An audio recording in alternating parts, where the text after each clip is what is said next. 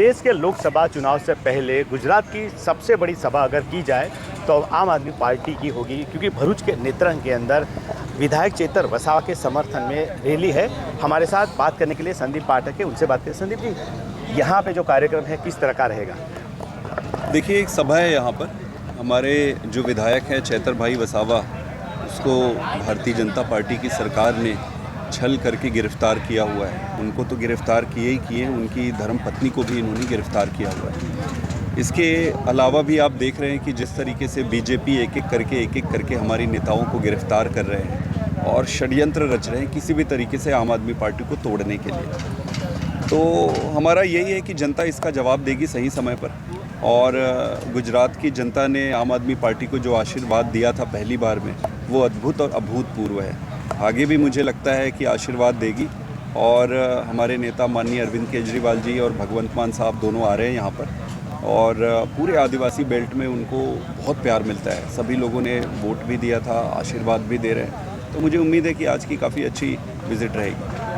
लेकिन दूसरी ओर जो बीजेपी का आरोप ये है कि आम आदमी पार्टी जो है अपने विधायक के समर्थन में रैली नहीं, लेकिन जो अपनी राजनीति चमकाने के लिए वो लोग कर रहे हैं। खासतौर पर अरविंद केजरीवाल के ऊपर आरोप किया है कि वो अपनी जो आम आदमी पार्टी का जो व्याप बढ़ाने के लिए ये रैली है, ना कि विधायक चेतर वसावा के समर्थन में। क्या कहेंगे? विधायक चेतर वसावा और आम आदमी पार्टी में कोई अंतर नहीं है, दोनों एक ही है। अरविंद केजरीवाल आम आदमी पार्टी कोई अलग नहीं है, एक ही है। भगवंत मान आम आदमी पार्टी अलग नहीं है।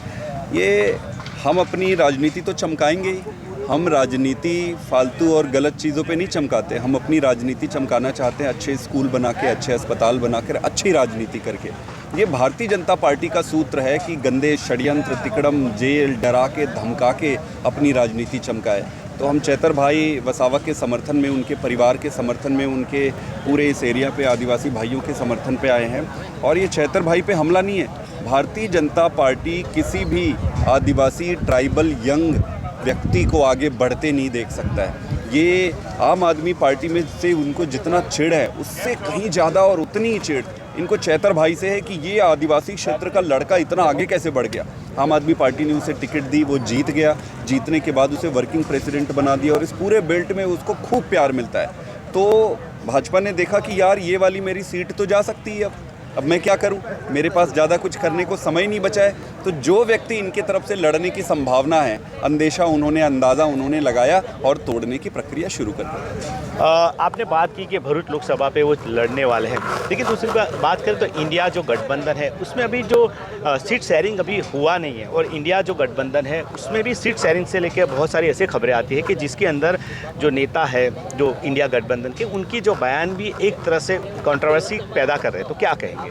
नहीं, मैंने ये नहीं कहा कि भरूच से वो लड़ेंगे या कहाँ से लड़ेंगे। मैंने कहा कि भारतीय जनता पार्टी को ये अंदेशा है कि वो यहाँ से लड़ सकते हैं या संभावित उम्मीदवार हो सकते हैं। तो वो अंदेशा करके प्रीएम्प्ट कर रहे हैं कि इससे पहले कि कोई संभावना बने इसको तोड़ दो। उनको मालूम है कि चेतर भाई वसावा का इनके पास तोड़ नहीं है, तो वो अंदेशा अंदाज़ा लगाकर इनको तोड़ने की कोशिश कर रहे हैं। रहा सवाल सीट का, वो पार्टी तय करेगी।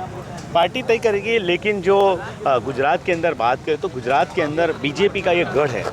26 से 26 लोकसभा सीटें बीजेपी के पास है। और ख़ासतौर पे जो बीजेपी का जो इस बार टारगेट है, उनके जो प्रदेश अध्यक्ष है CR पाटिल का कहना है कि हम लोग 26 से 26 सीट जीतेंगे और 5 लाख से ज़्यादा उनको वोट से, मतलब उनका जो टारगेट है बहुत ज़्यादा है। क्या कहेंगे इसके ऊपर? देखो, गढ़ तो तब तक होता है जब तक टूटता नहीं है। अब तो ये गढ़ टूट चुका है, ढह चुका है। 5 विधायक हमारे जीते हैं। ये कहते थे कि 2 पार्टी की राज्य है, 2 पार्टी है, 2 पार्टी। तीसरी पार्टी तो एंटर कर गई।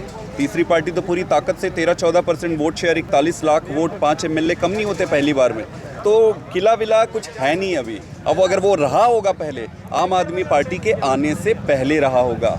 और एक चीज़ और बता दूं, जनता तय करती है, किसी का किला नहीं होता। हमारा भी किला नहीं होता, उनका भी किला नहीं है। जनता तय करती है। जिस दिन जनता को लग जाएगा कि भाजपा को कोई हरा सकता है, तो जनता उसको वोट देगी। जनता तैयार बैठी है और जनता को ये अब स्पष्ट हो गया है कि अगर नरेंद्र मोदी जी को, भारतीय जनता पार्टी को, अगर कोई एक आदमी और एक पार्टी हरा सकता है तो वो अरविंद केजरीवाल और आम आदमी पार्टी है। लेकिन उनके ऊपर भी जैसे कि ईडी की जो 3 बार नोटिस गई है और बहुत सारे जो भ्रष्टाचार के आरोप आम आदमी पार्टी पे लगे थे, अब सीधा टारगेट अरविंद केजरीवाल पे भी हो रहा है। तो क्या कहेंगे?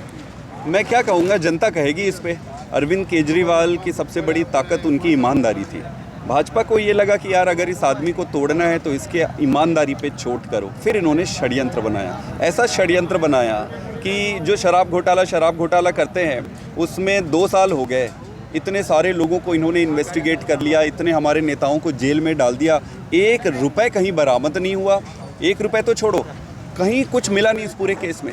ये सिर्फ एक राजनीतिक केस है और चूंकि अब लोकसभा का चुनाव आ गया तो केजरीवाल जी को ये अंदर करना चाह रहे हैं। ये चाहते हैं कि केजरीवाल को कैसे भी अंदर कर दो, जेल के अंदर चला जाए, ये प्रचार ना कर पाए गुजरात में, पंजाब में, बाकी के सारे दिल्ली में, किसी भी राज्य में।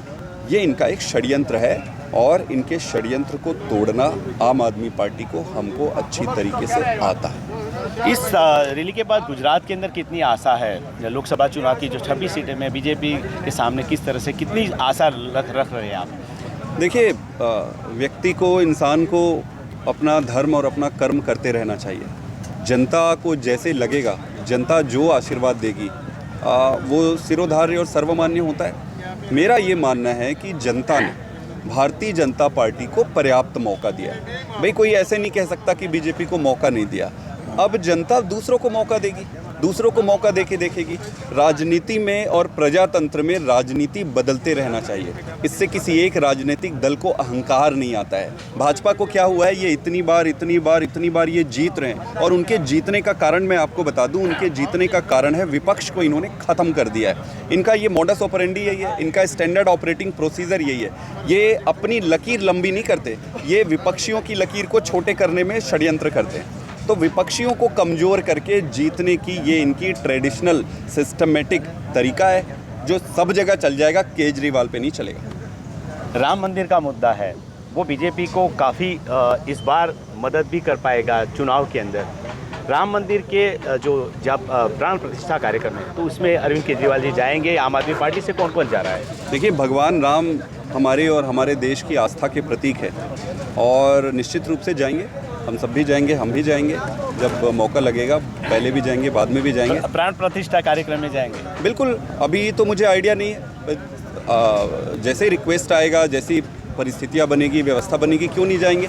भगवान राम किसी की पर्सनल प्रॉपर्टी नहीं है, भारतीय जनता पार्टी की प्रॉपर्टी नहीं है। भारतीय जनता पार्टी को ये समझना चाहिए, भगवान राम पूरे देश के हैं। देश में सभी लोग हर्षित है, हर्षोल्लास के साथ जाएंगे और सेलिब्रेट करेंगे। ये देश का त्यौहार है, इनका पर्सनल प्रॉपर्टी है, इनका त्यौहार थोड़ी ना है। धन्यवाद। तो ये थे संदीप पाठक जी, जिन्होंने बताया कि किस तरह से यहाँ पे जो रैली है, और साथ में इन्होंने ये भी कहा कि जो राम मंदिर है, राम मंदिर का जो मुद्दा है किसी की पर्सनल प्रॉपर्टी नहीं है, देश के हर लोग वहाँ पे जाएंगे। साथ में इन्होंने ये भी कहा कि हम लोग जो है राजनीति करते हैं, लेकिन राजनीति किस तरह से करते हैं, डेवलपमेंट की करते हैं। इन सभी के मुद्दों के ऊपर लगता है कि आम आदमी पार्टी लोकसभा के चुनाव में गुजरात के अंदर बड़ी टक्कर देने की तैयारी कर रही है और ख़ास तौर के जो आदिवासी क्षेत्र है वहाँ पे उनकी ये पहली चुनावी रैली है। नरेंद्र पेपरवाला, नर्मदा, आज तक।